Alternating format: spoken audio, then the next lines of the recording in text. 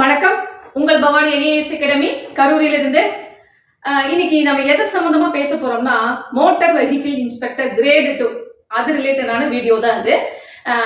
ரொம்ப அதாவது வந்து பாத்தீங்கன்னா 2018 இருந்து இதுவரையிலும் எல்லாரும் இந்த எக்ஸாம் எப்ப கால் ஃபர் வரும் அப்படின்னு வெயிட் பண்ணிக்கிட்டே இருந்தோம்.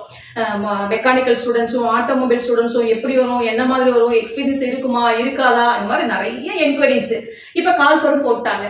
இப்போ இதுல என்ன கேட்டிருக்காங்க, அதாவது எக்ஸ்பீரியன்ஸு வேண்டாம் அப்படின்னு சொல்லிட்டாங்க. ஒரே ஒரு விஷயம் மட்டும் தான் அதில் கேட்டிருக்காங்க, வேலிட் டிரைவிங் லைசன்ஸ்ல லைட் இருந்தா போதும் அப்படின்னு சொல்லிட்டாங்க.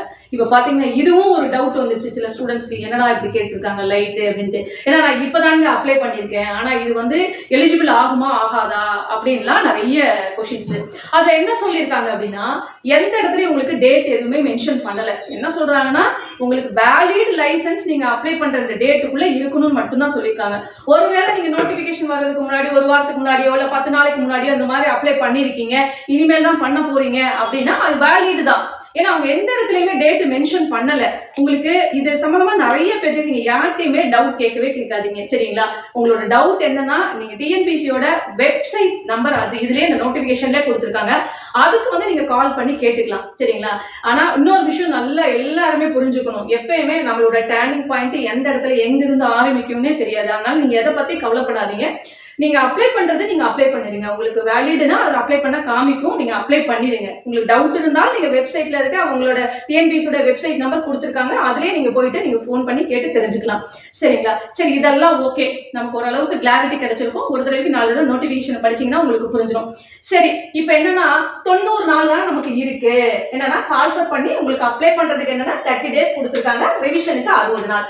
மொத்தமா வந்து உங்களுக்கு எவ்வளவு நாள் இருக்குன்னா 90 நாள் தான் இருக்கு. இந்த 90 நாளைக்குள்ள நான் படிக்க முடியுமா அப்படின்னா கண்டிப்பா முடியும். இந்த 90 நாள் நீங்க வந்து பாத்தீங்கன்னா 1 இயர் பிராக்டிஸா நீங்க எடுத்துட்டு போகணும். எப்படி எடுத்துட்டு போகணும் அப்படின்னா, சரி என்னெல்லாம் பண்ணலாம், எப்படிப்பட்ட பீப்புள் வந்து இதுல வருவாங்க அப்படிங்கிறது நீங்க தெரிஞ்சுக்கோங்க. அதாவது என்ன, நம்ம போய் அட்டன் பண்ணி பார்க்கலாம் அப்படின்னு நினைப்பாங்க. ஏன்னா இதுல வேக்கண்ட் எவ்வளவு இருக்கு அப்படின்னா 45 வேக்கண்ட் தான் இருக்கு, உங்களுக்கு 45 வேக்கண்ட் தான் இருக்கு. அப்படிங்கிறப்ப சரி நம்ம நிறைய பேர் அப்ளை பண்ணிட்டாங்க, எல்லாத்தையும் ஃப்ரீ பண்ணி விட்டாங்க, அதனால சும்மா போய் அப்ளை பண்ணி பார்க்கலாம் அப்படிங்கிறவங்க நிறைய பேர் இருப்பாங்க. ரெண்டாவது, பிராக்டிஸ்ங்கிறது எல்லாரும் என்ன பண்ணுவாங்கன்னா, இந்த 90 நாள்ல அவங்க என்ன செய்வாங்க அப்படின்னா, முதல்ல அப்ளை பண்றதுக்கு டைமு, எங்கேயாவது கோச்சிங் போகலாம், சென்டர் போகலாம், இதெல்லாம் அவங்க யோசிச்சு உள்ள போய் அவங்க என்ட்ரு ஆகுற இதுலயே 15 நாள்ல இருந்து 20 நாள் வந்து அவங்களுக்கு ஓடி போயிடும். அப்ப என்னன்னா அவங்க மீதி இருக்க நாள் தான். அப்ப என்னது, 20 நாள் அதுல போயிடுச்சு அப்படின்னா மோர் தென் அவங்க 70 நாள் தான் இருக்கும். 70 நாள்ல அவங்க பண்ணிட முடியுமானா அதுவும் கஷ்டம் தான். அப்ப நீங்க உடனே என்ன பண்ணணும் அப்படின்னா, நோட்டிபிகேஷன் வந்து இமீடியட்டா நீங்க பிராக்டிஸ ஸ்டார்ட் பண்ணிடணும், சரிங்களா? ஏன்னா உங்களுக்கு அப்ளை பண்றதுக்கு வெப்சைட் இன்னையில இருந்து ஓப்பன் ஆயிடுச்சு. அதனால நீங்க என்ன பண்ணலாம் அப்படின்னா அப்ளை பண்ண ஆரம்பிச்சிருங்க எல்லாருமே. ஏன்னா ரொம்ப இதுல வந்து நிறைய உங்களுக்கு எக்ஸ்பீரியன்ஸ் எதுவுமே கேட்கல, ஒன்லி வந்து என்ன கேட்டிருக்காங்க, லைட் மட்டும் தான் கேட்டிருக்காங்க. அப்ப பெரிய விஷயம் அதுல எதுவும் இல்லை. சரி, நான் பிராக்டிஸ் பண்ணணும், நான் பிராக்டிஸ் பண்றது வந்து ஒரு 1 இயருக்கு உண்டான பிராக்டிஸா இருக்கணும்னா நான் என்ன பண்ணலாம், எப்படி படிக்கலாம் அப்படின்னா, காலையில யாரெல்லாம் 4 மணிக்கு எந்திரிக்க தயாரா இருக்கீங்கிறத முதல் பாயிண்டா வச்சுக்கணும், சரிங்களா? சரி, 4 மணிக்கு எந்திரிச்சிடலாம். ஒரு நாளைக்கு எவ்வளவு மணி நேரம் நீங்க படிக்கணும் அப்படின்னா மினிமம் 13 மணி நேரம் டு 15 மணி நேரம் வந்து நீங்க படிக்கிறதுக்கு ரெடியா இருக்கணும். அப்பதான் வந்து என்ன பண்ண முடியும், இதில் ரிசல்ட் போட முடியும். சரி, நான் எந்திரிச்சிடுறேன், நான் 14 மணி நேரத்துல இருந்து 15 மணி நேரம் என்னால படிக்க முடியுமா அப்படின்னா, அதுக்கு தான் ஒரே ஒரு வழி, என்ன, ஷெட்யூல் போட்டுக்கணும் நீங்க. அதாவதுன்னா உங்களோட பிராக்டிஸ் நீங்க ஓனா பிராக்டிஸ் பண்ணுங்க, இல்ல ஒரு குரூப் ஸ்டடி கூட பண்ணுங்க. என்ன பண்ணணும்னா, நீங்க 4 மணிக்கு எந்திரிக்கீங்க அப்படின்னா ஒரு 7 மணி வரையிலும், சரிங்களா, ஒரு 7 o'clock வரலாம். அப்போ மோர் தான் நாங்க எவ்வளவு மணி நேரம் இருக்கு, 5, 6, 7 3 மணி நேரம் வேலிடா இருக்கு. அப்ப அந்த 3 மணி நேரம் நீங்க ரொம்ப தெளிவா படிக்கணும். உங்களோட டெக்னிக்கல் பேப்பர், உங்களோட ஃபர்ஸ்ட் பேப்பர், உங்களோட செகண்ட் பேப்பர் வந்து நீங்க நல்லா படிக்கணும். ஏன்னா உங்களோட டெக்னிக்கல் பேப்பர் வந்து நீங்க நல்லா படிக்க தயாராகணும், சரிங்களா?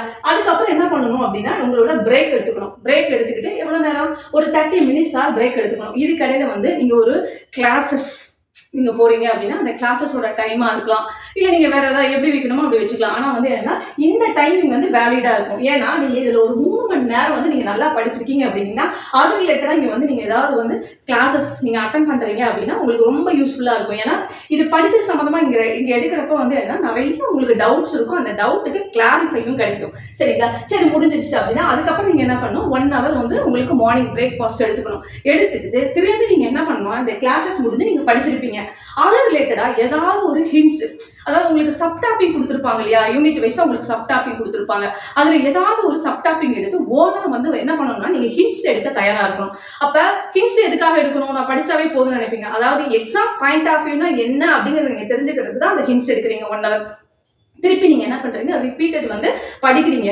எப்பயுமே படிச்சுக்கிட்டே இருந்தோம்னா நமக்கு உள்ள போயிருக்க மாதிரி தான் ஒரு ஃபீல் இருக்கணும். அப்ப அதுக்கு என்னன்னா நீங்க டெஸ்ட் எழுதணும். திருப்பி என்ன பண்றீங்க அப்படின்னா டெஸ்ட் எழுதுறீங்க. டெஸ்ட் எழுதி முடிச்ச உடனே உங்களுக்கு ஒரு ஐடியா கிடைச்சிடும். அதாவது வந்து நான் முன்னாடி வந்து என்ன படிச்சிருந்தேன், கிளாஸ் என்ன நடந்துருச்சு, என்ன மாதிரி நான் ஹிண்ட்ஸ் எடுத்தேன், திருப்ப வந்து நான் படிச்சுட்டு நான் டெஸ்ட் எழுதுறப்ப வந்து ஒரு லாங் வந்து உங்களுக்கு என்ன கிடைக்கும்னா ஒரு ஐடியா கிடைச்சிடும். இப்படிதான் படிக்கணும், இப்படிதான் ஹிண்ட்ஸ் எடுக்கணும், இந்த மாதிரி வந்து கொஸ்டின் பேங்க்னா இப்படிதான் வரும் அப்படிங்கிற ஐடியாஸ் எல்லாமே உங்களுக்கு அந்த இடத்துல கிடைச்சிடும். அப்போ ஒரு ஃபுல்ஃபில் கிடைக்கும். சரிங்களா? அப்ப நீங்க ஒரு யூனிட் எடுத்தா மினிமம் வந்து 3 days to 4 days வந்து இது கம்பல்சரி வந்து நீங்க பிராக்டிஸ் பண்ற மாதிரி எடுத்துக்கணும். சரிங்களா? இதை எடுத்துக்கிட்டீங்கன்னாவே உங்களுக்கு ஒரு ஐடியா கிடைச்சிடும். சரி, மதியத்துக்கு மேல நீங்க என்ன பண்ணணும் அப்படின்னா 1 மணி நேரம் உங்களுக்கு பிரேக், லஞ்ச் பிரேக் நீங்களா எடுத்துக்கணும். எடுத்துட்டு 1 ஹவருக்கு அப்புறம் என்ன பண்ணா மேத்ஸ், உங்களுக்கு ஜெனரல் ஸ்டடிஸ் வருது இல்லையா, அது மேத்ஸ் எடுத்து என்ன பண்ணணும்னா நீங்க குரூப் டிஸ்கஷனோ இல்ல ஓனா பிராக்டிஸோ, மேக்ஸிமம் குரூப் டிஸ்கஷன் மட்டும்தான் உங்களுக்கு ரிசல்ட்டை கொடுக்கும். அப்ப ஆளுக்கு ஏதாவது ஒரு குரூப் டிஸ்கஷன் பண்றீங்க அப்படின்னா ஆளுக்கு ஒரு மாடல்ஸ், அதாவது இப்போ வந்து சிம்பிளிகேஷன்ல ஆளுக்கு ஒரு மாடல் நீங்க எடுத்துட்டு அதுல ஆளுக்கு ஒவ்வொரு மாடலும் நீங்க போட்டு பாக்குறப்ப என்னன்னா ஒவ்வொருத்தரோட ஆங்கிள் இருந்து என்னென்ன மாதிரி எல்லாம் வரும் அப்படிங்கிற ஒரு ஐடியா கிடைச்சிடும். அப்படிங்கிறப்ப உங்களுக்கு என்னன்னா அந்த மதியானம் சாப்பிட்டு தூங்குற மாதிரி அந்த எந்த இதுவும் வராம கொஞ்சம் நல்லா ஸ்போர்ட்டிவாவே போகும். அதுக்கப்புறம் நீங்க என்ன பண்ணணும், உங்களோட ஜெனரல் ஸ்டடிஸ்ல பாலிட்டியோ இல்ல ஹிஸ்டரியோ எனிதிங் ஒரு 2 subject or 3 subject exam point of வியூனா என்னங்கிறத முதல்ல உங்களுக்கு தெரியணும். தெரிஞ்சா மட்டும் தான் அதை நீங்க நல்லா பண்ணுவீங்க. நிறைய பேர் வந்து என்ன குரூப் 1 படிச்சிருப்பாங்க, குரூப் 2 படிச்சிருப்பாங்க, குரூப் 4 படிச்சிருப்பாங்க, அவங்களுக்கு ஏதாவது ஒரு ஐடியா கிடைக்கும். நியூ கமர்ஸா வரவங்களுக்கு எதுவுமே கிடைக்காது. அப்ப என்ன, ஒரே சப்ஜெக்டை நீங்க ஃபோக்கஸ் பண்ணாலும் நல்லா இருக்காது. அப்ப வந்து ஹிஸ்டரி, பாலிட்டி இல்ல ஜாகிரபி இந்த மாதிரி இது ரிலேட்டடா இருக்கிறத வந்து நீங்க என்ன பண்ணணும், படிக்கணும். படிச்சுட்டு திரும்ப என்னன்னா ஈவினிங் நமக்கு சொல்லி கொடுத்ததுக்கு ஒருத்தர் யாராவது இருக்கணும். அப்படிங்கிறப்ப ஒரு கிளாஸஸோ இல்ல உங்க குரூப் ஸ்டடி போறவங்க யாராவது ஒருத்தரோ அது ரிலேட்டடா உங்களுக்கு கிளாஸஸ் ஃபோக்கஸ் பண்றாங்க அப்படிங்கிறப்ப ரிசல்ட் இருக்கும். எப்பயுமே நீங்க என்ன பண்ணணும், ஜெனரல் ஸ்டடிஸ்ல ரெகுலராக மேக்ஸ் பிராக்டிஸை வச்சுக்கணும். ஏன்னா மேக்ஸ்ல வந்து பாத்தீங்கன்னா உங்களுக்கு 25 கொஸ்டின்ஸ் வந்து கேட்கறாங்க. சரிங்களா? ஒரு மார்க்கு ஒரு கொஸ்டினுக்கு 1.5 மார்க்ஸ் இருக்கு. அப்ப 25 கேரண்டடா இருக்கு. அப்படிங்கிறப்ப ஃபுல்லா ஷார்ட்கட்ஸ். இப்ப ஒரு மாடல் எடுக்கிறீங்க அப்படின்னா அந்த மாடல் 50 to 60 வந்து உங்களுக்கு வந்து ஷார்ட்கட்ஸ் நிறைய இருக்கும். இப்ப வந்து ஒரு நிமிஷம் போடுறது வந்து என்னன்னா ஒரு 15 செகண்ட்ல இருந்து ஒரு 25 செகண்ட் 30 செகண்ட்குள்ள நம்ம போட்டு முடிக்கணுங்கிற மாதிரி இருக்கணும். சரிங்களா? அப்ப ரெகுலர் பிராக்டிஸ் மேக்ஸை வச்சுக்கிட்டு ஜெனரல் ஸ்டடிஸ்ல எதெல்லாம் இம்பார்ட்டன்ஸ் இருக்கோ அதை வந்து நம்ம ஃபோக்கஸ் பண்ணணும். திருப்பி என்ன பண்ணணும், நீங்க வந்து ஆல்ரெடி குரூப் டிஸ்கஷன் போட்டிருப்பீங்க, திருப்பி படிச்சிருப்பீங்க, ஏதாவது ஒரு கிளாஸ் அட்டெண்ட் பண்ணிருப்பீங்க, திரும்பி நீங்க என்ன பண்ணணும், ரிவிஷன், ஓவரால் ரிவிஷன் வந்து ஒரு டெஸ்ட் எழுதணும். எதுல? ஜெனரல் ஸ்டடிஸ்ல. அப்ப என்னன்னா ரெண்டுமே ஈவனா வரும். உங்களுக்கு டெக்னிக்கலும் ஈவனா வந்துடும், பிளஸ் வந்து செகண்ட் பேப்பருக்கு உண்டான ஈவனா வரும். சரி, இது எவ்வளவு நாள் நீங்க எடுத்துட்டு போகணும் அப்படின்னா, இப்ப யூனிட்டா நீங்க படிக்கிறீங்கன்னா எவ்வளவு நாள் எடுத்துட்டு போகணும்னா, அதாவது இந்த 90 நாள்ல 45 நாள் நீங்க வந்து எடுத்துக்கணும். அப்படி இல்லைன்னா 60 நாளைக்குள்ள வந்து என்னன்னா ஒவ்வொரு யூனிட் வைஸா நீங்க என்ன பண்ணிடணும், முடிச்சிடணும். அதுக்கப்புறம் என்ன பண்ணா நீங்க ஹோல் டெஸ்ட்டுக்கு போயிடணும். அந்த 30 days வந்து ஹோல் டெஸ்ட் தான். ரிவிஷன் பண்ணும், ஹோல் டெஸ்ட். ஒரு நாள் வந்து என்ன பண்ணணும், நீங்க டெக்னிக்கல் எழுதணும், ஒரு நாள் என்ன நான் டெக்னிக்கல். இந்த மாதிரி மாத்தி மாத்தி மாத்தி மாத்தி மாத்தி வந்து அதாவது வந்து 24 hours இந்த திங்கிங் தவிர வேற எந்த திங்கிங் இல்லாம ஒரு நாளைக்கு 13 மணி நேரம், மேக்ஸிமம் 14 மணி நேரம் இல்லை 15 மணி நேரம் வரையும் வந்து கரெக்டான ஒரு ப்ராக்டிஸ் எடுத்துட்டு போனீங்க அப்படின்னீங்கன்னா நிச்சயமா நீங்க வந்து ரிசல்ட் போட்ட முடியும். ஏன் ரிசல்ட் போட்ட முடியும்னு இப்பயும் தெளிவா லாஸ்டா என்ன சொல்றேன் அப்படின்னா, 45 தான் வேக்கன்ட் இருக்கு, அதனால வந்து நிறைய பேர் அப்ளை பண்ணுவாங்க. ஏன்னா இங்க எல்லாமே எக்ஸ்பீரியன்ஸ் எல்லாமே எடுத்துட்டாங்க. அதனால நம்ம வந்து என்னன்னா சரி போலாம் அட்டன் பண்ணலாம் அப்படிங்கிற பீப்புள் தான் அதிகமா இருப்பாங்க. அப்ப இந்த இடத்த தான் நீங்க கரெக்டா கேட்ச் பண்ணிக்கணும். சரிங்களா? இன்னொரு ஒரு விஷயம் என்னன்னா, படிச்சுக்கிட்டே இருந்தாலும் நம்ம மனசுக்குள்ள எதுவுமே பதியாது. நிறைய டெஸ்ட் எழுதணும். இது வந்து மிகப்பெரிய ஒரு செகண்ட் பாயிண்ட்.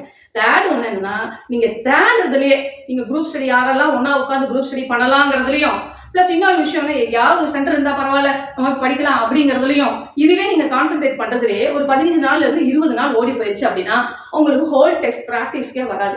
எப்பயுமே நீங்க என்னன்னா யூனிட் வைஸா படிச்சு முடிச்சுட்டு, ஒவ்வொரு சப் டாபிக் வைஸா படிச்சு முடிச்சுட்டு ஹோல் டெஸ்ட் நீங்க போறப்பதான் உங்களுக்கு ஒரு கான்பிடென்ட் லெவலே வரும்.